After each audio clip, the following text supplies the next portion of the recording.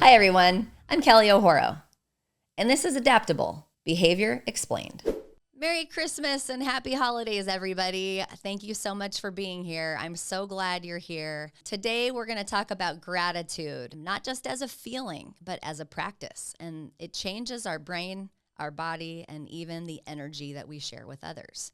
We're going to explore 5 themes about gratitude and why gratitude matters for mental health and energy, how to find gratitude when life feels hard to find gratitude, simple ways to weave gratitude into your holiday and other times of your life, gratitude as a bridge for connection, and carrying gratitude beyond Christmas and the holidays. And we're also going to talk about the science behind gratitude and the heart's electromagnetic field because it's fascinating and it's deeply hopeful. When I was early in my career, I learned a lot about gratitude and didn't realize before that it's not a natural affective circuit we have to practice. It's not just a nice idea, it's a physiological shift. Research shows that gratitude activates our brain's reward system. It lowers our cortisol, it increases dopamine and serotonin, which are chemicals that help us to feel calm and connected. Many years back, I watched this movie called Sacred Journey of the Heart. And what this movie taught me was that Heart Math Institute and studies featured in Sacred Journey of the Heart show us that the heart emits an electromagnetic field that is measurable up to 8 to 10 feet away from a person. And when we feel gratitude or love, that field becomes more coherent. So when you think that you could feel someone behind you and you didn't know they were there, that's true. You feel their energy. And it's like way stronger coming from our heart than even our brain. And that energy is literally influential on the people around us. And so when someone says, I can feel their energy, that is a true thing. One of the fun facts I learned about this was that we measure around the Earth's atmosphere through satellites all the time. We measure the frequency of the electromagnetic field around the Earth's atmosphere. And that field has always been the same except for one time. Some of you may even guess that one time was actually after 9/11.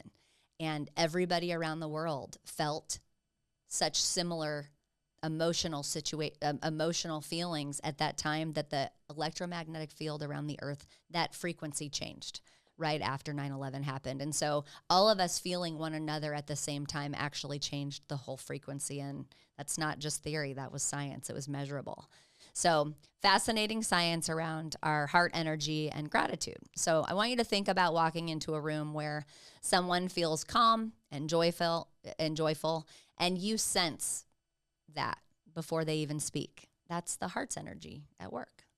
And so hopefully today and every day you can think about being intentional with your gratitude, and we're going to talk about some practical tips about how. So we want to start small. Just name one thing that you appreciate right now. Everybody stop and do that. I can even do that around the holidays, like the Starbucks cups turn red and I'm like, yay, the holidays are coming. For me, that's a fun thing.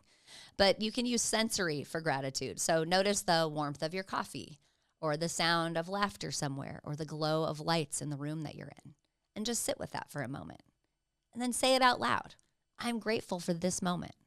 Be intentional about the moment that you're experiencing right now. It brings presence and it brings grounding and it changes your heart energy. Now, that's all well and good when things are going well and things are calm. And I'm wondering if you haven't snuck off to get a little space from the holiday if you're watching this show on Christmas. And so, which is just fine. We've got to take space. But maybe we need a little bit more help with finding gratitude when life feels hard. So we're going to expand on this core idea of gratitude now. Gratitude doesn't erase grief. It doesn't erase stress, but it can coexist with them. So it's about anchoring to what still feels good, even when life feels heavy. So, for example, it's a holiday time. Let's say you're grieving the loss of someone, a parent or a boyfriend or a friend. And you might say, I miss my mom or I miss my friend. And I'm grateful for the friends who invited me here today. We can have both things at the same time. And sometimes the holidays are really tough for people. So another person in a tough season might find gratitude in a small thing like a cozy blanket or a kind text or a quiet sunrise. And so being present is part of finding gratitude, and it can be really simple, but it takes practice. And it takes practicing both and thinking. What I mean by that, like I'm hurting and I'm thankful for this cup of tea. A way that we can change the practice for this is writing a gratitude for each sense. So something that you see, write down something that you feel grateful that you can see, something that you can hear, write about gratitude there, something that you feel, something that you taste, and something that you smell. So you can drill it down to a sensory experience. If gratitude feels forced, start with noticing, I see the light on the tree. If it doesn't feel organic or natural, and that brings you into a present state. Now let's talk about weaving gratitude into your holiday. Gratitude can transform an ordinary moment into a sacred one. It's not about a grand gesture. It's about really practicing presence. And that can be hard with the chaos of the holidays and a lot going on at the same time. Something that I heard from one of my clients was really sweet. They decided to start a tradition where they share one piece of gratitude or one thing they're grateful for before they open gifts. And so rather than the frenzy of shifting into mad mayhem of opening all the presents, they shift to connection. And the tone is different at the start and also carries into the habit of the opening of the presents, which I thought was really sweet. Or even if we pause before we eat dinner and thank everyone for being there and having just a moment of gratitude for the presence of the people that are at your table is a nice, sweet thing to do.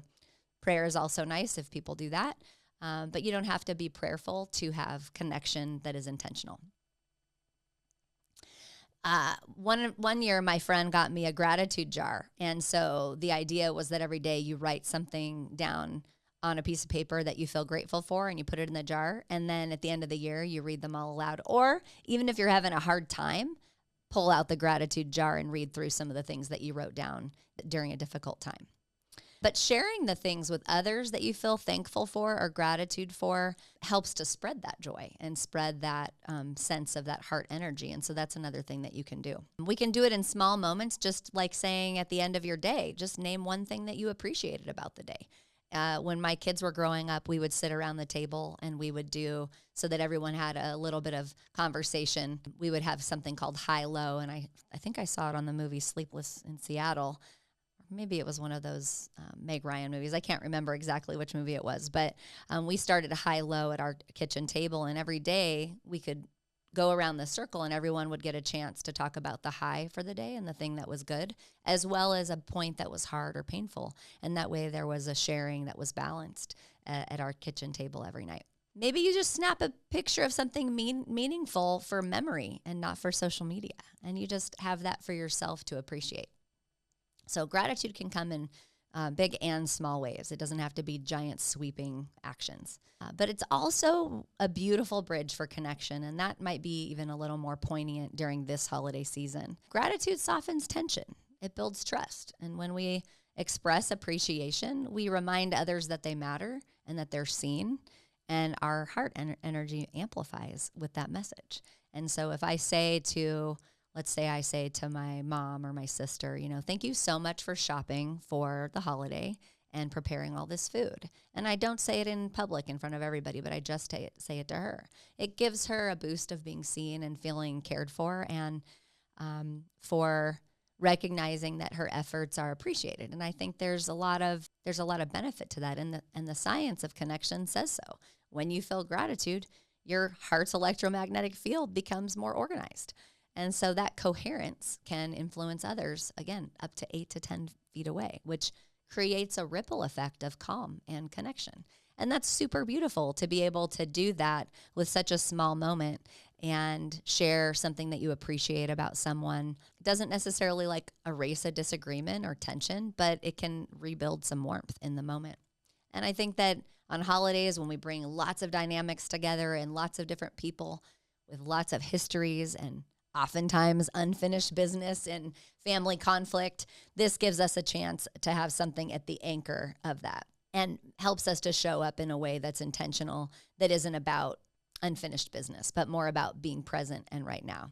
And so I think that those are easy things to do. Thank the helpers, thank the little kids who clear the table, Thank someone who steps in to take out the trash, or just grabs a bag to pick up the wrapping paper. Those are little moments that we can show gratitude and be specific about, and be clear. I appreciate how you made time. I appreciate how you got the bag today to help clear up the trash.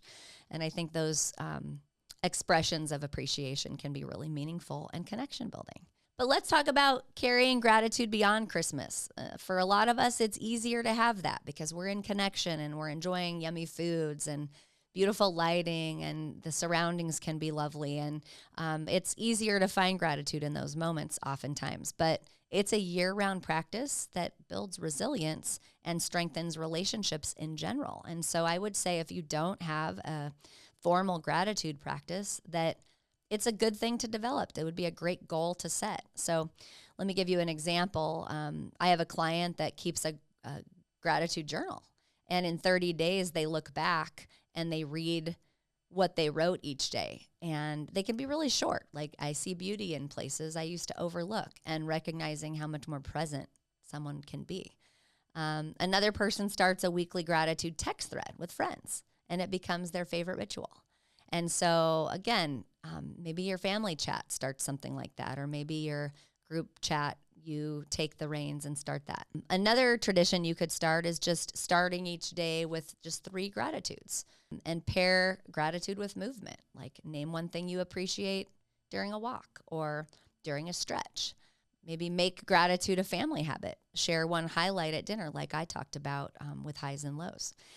There's lots of really cool ideas that you can do. In today's age of AI, you could even hit up Copilot or ChatGPT and say, give me 5 ways to practice gratitude that are attainable and tolerable and don't take up a lot of time, to see what happens to your heart energy. I highly recommend giving yourself that gift this holiday season. So thank you so much for tuning in. I hope you have a wonderful day. I hope you show gratitude in big and small ways. It doesn't erase the pain, but it reminds us that there's still goodness that's worth noticing. And noticing can change everything, not just inside of us, but in the way that we share our energy with others. And so thank you so much for tuning in. I have gratitude for your presence, and I hope that this helped you. Please make sure you share it with somebody if they could use a little dose of gratitude and kindness. And don't forget to subscribe if you want to make sure you don't miss any future episodes. Until we meet again, don't forget to lead with love. It'll never steer you wrong. And happy holidays.